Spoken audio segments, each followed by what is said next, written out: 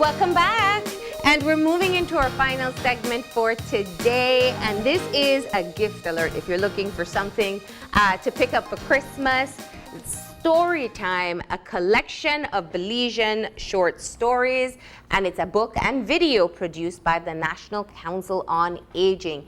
Here to tell us more about it, we're joined by Ix-chel Poot, who is the Executive Director of the National Council on Aging. Good morning, Ix-chel. Good morning, Marlene.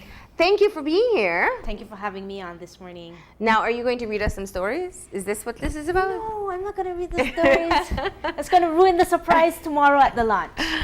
So this is a very interesting project, and I suppose people are trying to need to understand how it fits in with the Aging Council. What we do.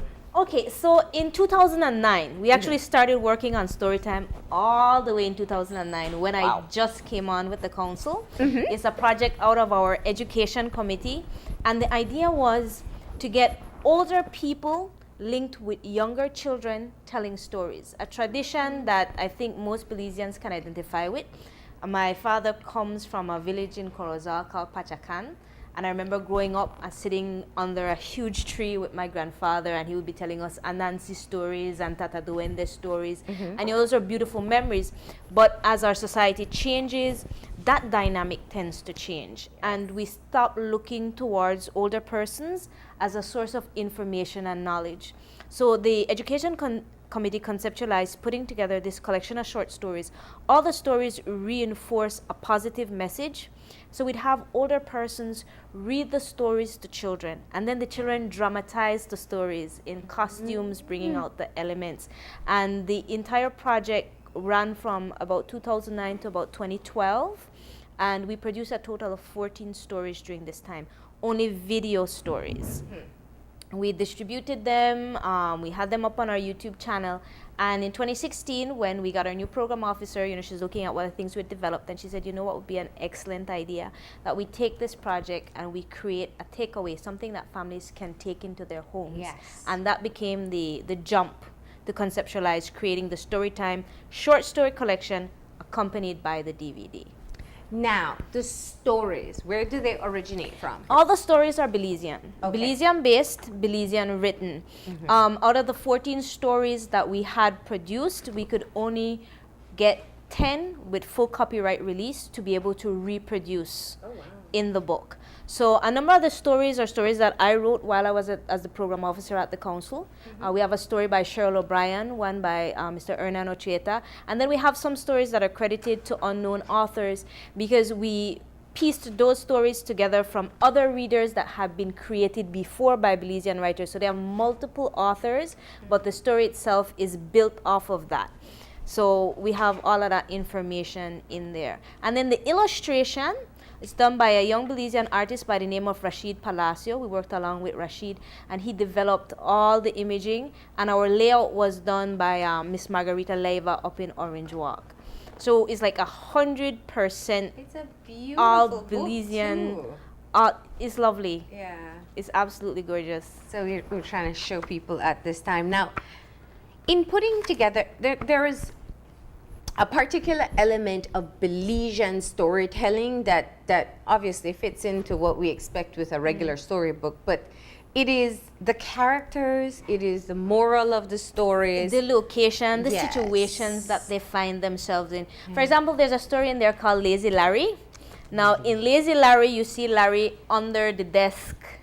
He's hiding because as the story opens up, he is on duty at school, and the last thing he wants to do is actually be on duty at school. And all our kids can identify in primary school of having your duty day and being, you have to go and sweep, and there's always somebody that tries to smart out the whole system.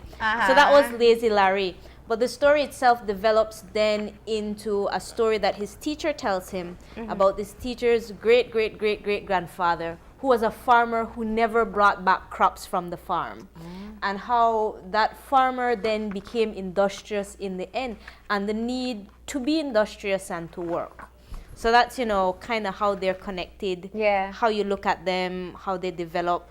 I think that yellow page you have there is size doesn't Size matter. doesn't matter. And that's a really fun one where we personify the animals. There's a tapir, a rabbit, a possum, a bee, and it all takes place in Georgeville. Which is what we're used to with our Anansi stories that we grew up with. And this is, I've been saying it a bit on the show. When I speak to younger children, not all of them know. It really depends on how much their families teach them. Yeah. I grew up with a persistent fear of Tata Duende and his backward feet, and you know, you always knew Anansi was going to be a smart Alec character. So and trying to outwit people. So in the story that we have, I think Tata Duende to the rescue. Yes. It That's takes what I was Tata Duende out of his conventional role, the regular role of snatching children. He's not scary here? He's not scary there because, like you, I grew up very traumatized about Tata Duende, and I decided he couldn't be all scary. It's just. So you know. somehow when I read this story, he will no longer be a part of my nightmares? Hopefully not. You read it and then you let us know. You let us know if we were successful. And what about the readability factor? I mean, for a grandparent to read it to children, will children be able to learn the lessons? They will be able to learn the lessons, but what we've done with the book is it's geared towards more higher. It's not toddler. It's not toddler. Age. It's not infant 1, infant 2. It's more about standard 3 and up. Like and middle school. Yeah, we're really looking at trying to connect, because you will find that toddlers, smaller kids, will really get, you know, grandma will come and they will cuddle you and hug you, and you get that one-on-one. But as you jump the higher ages, that's where the space starts to form. So this is a unique opportunity to have a story that's interesting, that deals with topics that kids at this age range might be dealing with, and can connect with the older person. And from what I'm seeing of the stories, I haven't read them yet, it seems to be written for a read aloud session. There's a lot of dialogue in it. Yeah.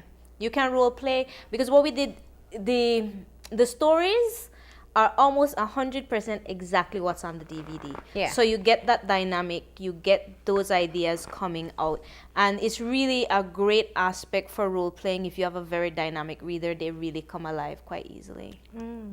So when are you launching the book? Tomorrow. We're launching tomorrow at 10 a.m. at the Image Factory. We'll have some of the books for sale, and then we're going to be distributing in local stores across the country. And then they'll be available also at the National Council on Aging. We're producing a limited quantity in this first instance, because we're hoping it's going to do really well.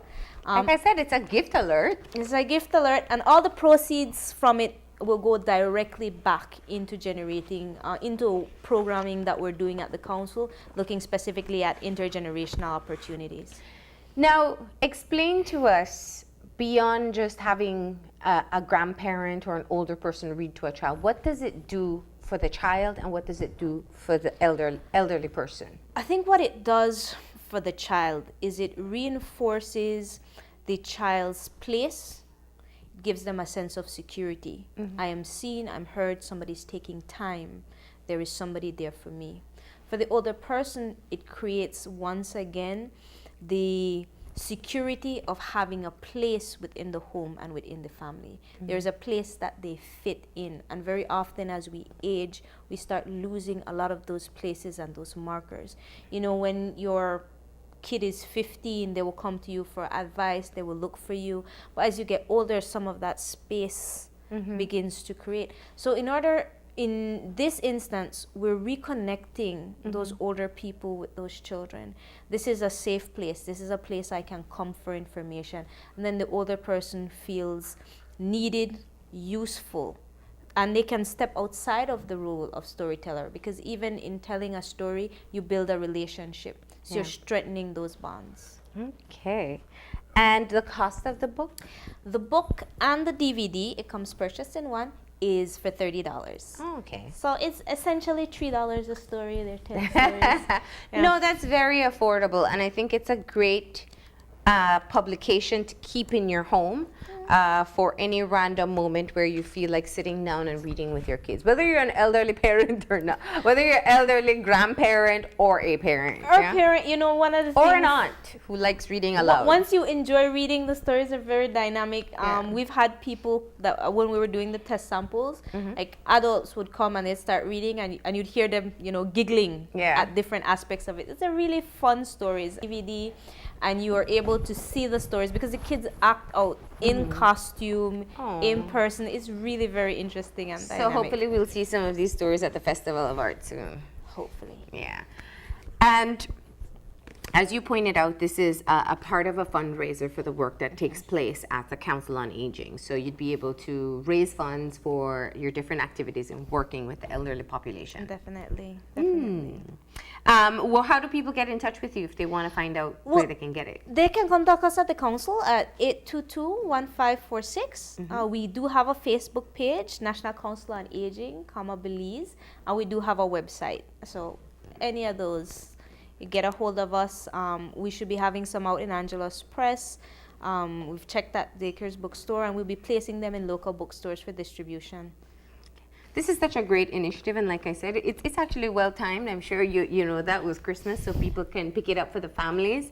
But we definitely encourage you to do so, not just to support the Council on Aging, but because it's really great to be able to pass on these types of traditions to the kids. Definitely. All right. Well, thank you so much for coming in and telling us about it. Thank you so much for having us on. All right, we're going to go ahead and take our final break, and when we come back, we'll have our wrap-up.